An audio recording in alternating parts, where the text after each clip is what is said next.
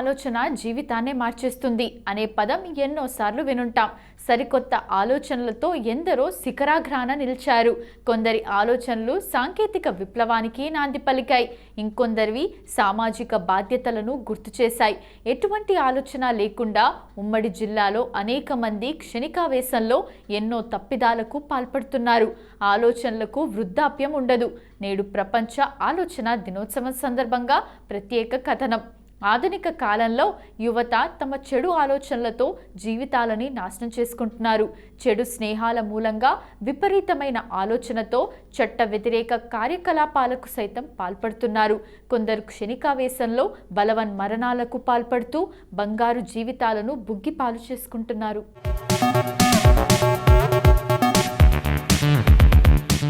ఏ పని మొదలుపెట్టినా ఒక్క నిమిషం ఆలోచిస్తే అందులోని మంచి చెడులు గ్రహించవచ్చని నిపుణులు సూచిస్తున్నారు.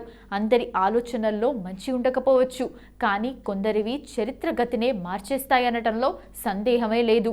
ఆలోచనకు వృద్ధాప్యం ఉండదని నిరూపించిన సామాజిక కార్యకర్తలు వేలల్లోనే ఉన్నారు. పర్యావరణ పరిరక్షణకు పాటుపడి పచ్చని మొక్కలతో చిన్నపాటి అడవిని చూపిన దుశ్చర్ల పేరు పాఠ్య పుస్తకాల్లోకి ఎక్కిందంటే అతని ఆలోచన ఫలితమే. రోడ్ల వెంట తిరుగుతూ విత్తనాలు నాటిని వనం రామయ్యకు ఏకంగా పద్మశ్రీ అవార్డు వరించిందంటే అతని అద్భుతమైన ఆలోచన ఫలమే. భావితరం భవితవ్యం ఉజ్వలంగా ఉండాలంటే మంచి ఆలోచనలతో ముందడుగు వేయాల్సిన బాధ్యత అన్ని వర్గాలపైన ఉంది. వారి మేధాశక్తికి బాల్య దశ నుంచే ఆలోచనలు పుట్టించాలి.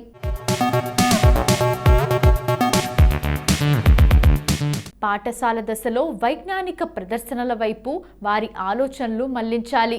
యువత ఆలోచనల్లోనూ సామాజిక బాధ్యత గుర్తువచ్చేలా చేయాలి. వృద్ధాప్యంలోనూ జీవిత చరమాంక దశ వరకు చేసిన మేలు ఆలోచనలను పంచుకునేలా సహకరించాలి. అది విద్య, వైద్యం, ఆరోగ్యం ఏదైనా సరే. ఫలితాలు ఇలా: చెట్టుపై నుంచి రాలిన యాపిల్ పండు భూమిపై పడినప్పుడు అది ఆకాశం వైపు ఎందుకు వెళ్ళలేదు, భూమిపైనే ఎందుకు పడింది అని ఆనాడు శాస్త్రవేత్త ఆలోచించడం వల్లనే భూమికి గురుత్వాకర్షణ శక్తి ఉందని తెలుసుకోగలిగాం. నాటి శాస్త్రవేత్త 1100 సార్లు చేసిన ఆలోచనల ఫలితం ఒక విద్యుత్ బల్బు వెలుగుకు ఊపిరిపోసిందని చెప్పొచ్చు. ఐన్స్టీన్, అరిస్టాటిల్ వంటి వందల మందిలో 100 ఏళ్ల కిందటే పుట్టిన ఆలోచనలతో పరిశోధనలు చేపట్టి భూమి ఆకాశాలు పుట్టుపూర్వోత్తరాలు తెలుసుకున్నాం.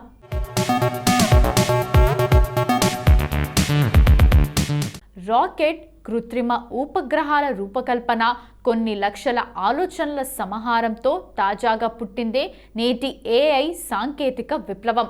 ఈ సాంకేతిక విప్లవాలోచన మున్ముందు ఎంతటి ఫలితాలను చూపించబోతుందో ఈ తరానికి అప్పుడే అర్థమైంది.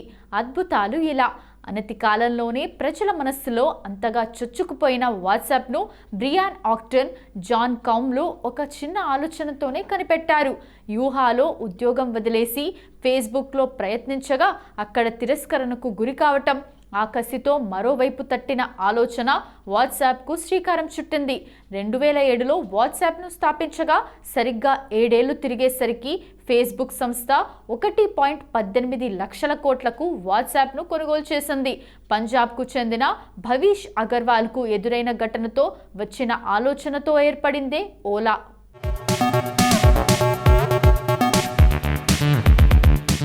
ఓసారి ఆయన తన స్నేహితులతో కలిసి టూర్ వెళ్లేందుకు క్యాబ్ తీసుకోగా డ్రైవర్ మధ్యలో ఆపేసి తనకు డబ్బులు సరిపోవని, ఎక్కువ కావాలని డిమాండ్ చేశాడు.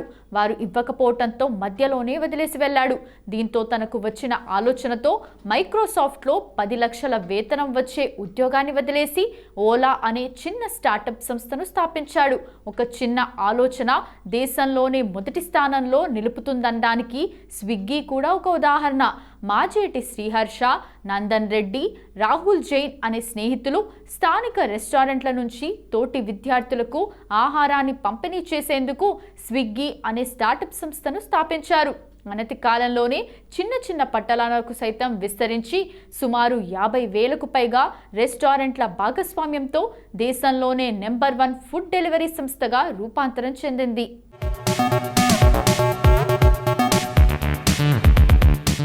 చిన్నప్పటి నుంచే ఆలోచన విధానం మార్చాలి.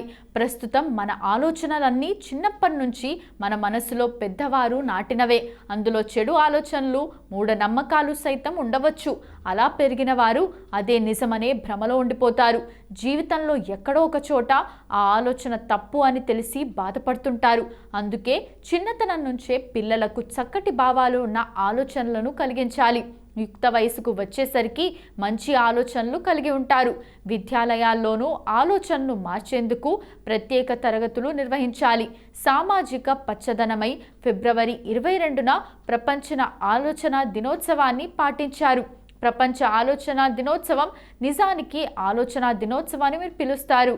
ఇది ఏటా ఫిబ్రవరి 22న ప్రపంచవ్యాప్తంగా అన్ని గర్ల్ స్కౌట్స్, గర్ల్ గైడ్స్, ఇతర అమ్మాయి సమూహాలచే జరుపుకుంటారు.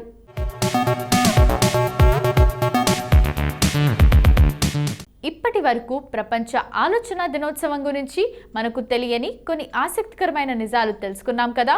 మరి ఫిబ్రవరి 22వ తేదీన ఒక్కసారి చరిత్రలోకి వెళ్ళి చూస్తే ఎంతో మంది ప్రముఖుల జన్మాలు జరిగాయి. మరి ఒక్కసారి చరిత్ర పుటల్లోకి వెళ్ళి నేడు జన్మించిన ప్రముఖులు ఎవరో తెలుసుకుందాం రండి.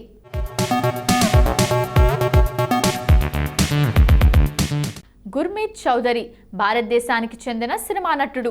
ఆయన రామాయణం ధారావాహికలో రాముడిగా, గీత్ హుయి సబ్సే పరాయ్ ధారావాహికలో మాన్సింగ్ ఖురానాగా, పునర్వివాహ్ జిందగీ మిలేగి దోబారా ధారావాహికలో యష్ సూరజ్ ప్రతాప్ సింధినా పాత్రల్లో నటనకు గాను మంచి పేరు తెచ్చుకున్నాడు. గుర్మీత్ 2012లో జలక్ దిక్లాజా 5లో పాల్గొని విజేతగా నిలిచాడు. ఆయన నచ్ బలియే 6, ఫియర్ ఫ్యాక్టర్, ఖత్రోకే కిలాడి 5లో పాల్గొని రెండిటిలోనూ మొదటి రన్నరప్గా నిలిచాడు. గుర్మీత్ చౌదరి 2015లో ఖామోషియా సినిమా ద్వారా సినీ రంగంలోకి అడుగుపెట్టాడు. గుర్మీత్ చౌదరి ఫిబ్రవరి 22, 1984న భాగల్పూర్, బీహార్లో జన్మించారు.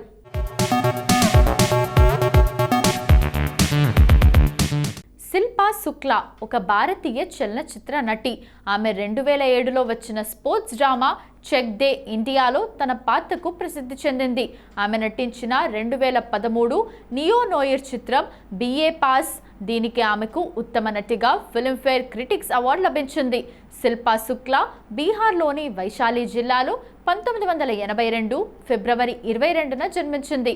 ఆమె బ్యూరోక్రాట్లు, రాజకీయ నాయకులు, పండితుల కుటుంబం నుంచి వచ్చింది.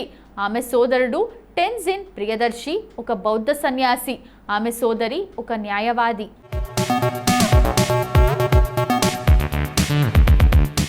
ఇఫ్తేఖర్ అహ్మద్ షరీఫ్ ఒక భారతీయ నటుడు. ప్రధానంగా హిందీ సినిమాల్లో పనిచేశాడు. ఆయన పోలీస్ అధికారిగా తన సినిమా పాత్రలకు ప్రసిద్ధి చెందాడు. ఇఫ్తేఖర్ జలంధర్లో ఫిబ్రవరి 22, 1920న జన్మించాడు. 4 సోదరులు, ఒక సోదరిలో పెద్దవాడు. మెట్రిక్యులేషన్ పూర్తి చేసిన తర్వాత ఇఫ్తేఖర్ లక్నో కాలేజ్ ఆఫ్ ఆర్ట్స్ నుండి పెయింటింగ్లో డిప్లొమా కోర్స్ చేశాడు. ఇఫ్తేఖర్కు పాడటం పట్ల మక్కువ ఉండేది. ప్రసిద్ధ గాయకుడు కుందన్ లాల్ సేగల్తో ఆకట్టుకున్నాడు. తన 20వ ఏట ఇఫ్తేఖర్ అప్పటి హెచ్ఎంవిలో పనిచేస్తున్న సంగీత స్వరకర్త కమల్ దాస్ గుప్తా నిర్వహించిన ఆడిషన్ కోసం కలకత్తాకు వెళ్ళాడు. ఇఫ్తేఖర్ వ్యక్తిత్వానికి దాస్ గుప్తా ఎంతగానో ఆకర్షితుడయ్యాడు. నటుడిగా అతని పేరును ఎంపీ ప్రొడక్షన్స్కు సిఫార్సు చేశాడు. ఇఫ్తేఖర్ 1944లో ఆర్ట్ ఫిల్మ్స్ కోల్కతా బ్యానర్పై నిర్మించిన తక్రార్ చిత్రంతో తొలిసారిగా నటించాడు.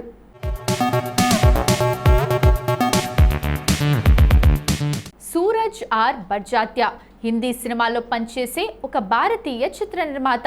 ఆయన వాణిజ్యపరంగా అత్యంత విజయవంతమైన కొన్ని హిందీ చిత్రాలకు దర్శకత్వం వహించి నిర్మించారు. ఆయన చిత్రాల్లో తరచుగా కుటుంబ సంబంధాలు, విలువల ఇతివృత్తాలు ఉంటాయి. సాంప్రదాయ భారతీయ సంస్కృతిలో పాతుకుపోతాయి. బర్జాత్యా 1947లో తన దివంగత తాతాచంద్ బర్జాత్యా స్థాపించిన రాజశ్రీ ప్రొడక్షన్స్కు చైర్మన్. బర్జాత్య తన కెరీర్ను మహేష్ భట్ దగ్గర అసిస్టెంట్ డైరెక్టర్గా ప్రారంభించాడు. అతను మైనే ప్యార్ కియాతో దర్శకుడిగా అరంగేట్రం చేశాడు. ఇది అత్యధిక వసూళ్లు చేసిన రొమాంటిక్ డ్రామా. అతని తదుపరి విడుదల హమ్ ఆప్కే హై కౌన్ అప్పటికి అత్యధిక వసూళ్లు సాధించిన భారతీయ చిత్రంగా నిలిచింది. సూరజ్ బర్జాత్య ముంబైలోని మార్వారీ జైన కుటుంబంలో ఫిబ్రవరి 22, 1964న జన్మించాడు.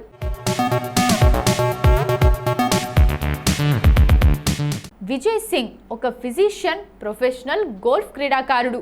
1982లో సింగ్ ప్రొఫెషనల్గా మారి స్థానిక ఆసియా గోల్ఫ్ సర్క్యూట్లో ఆడాడు.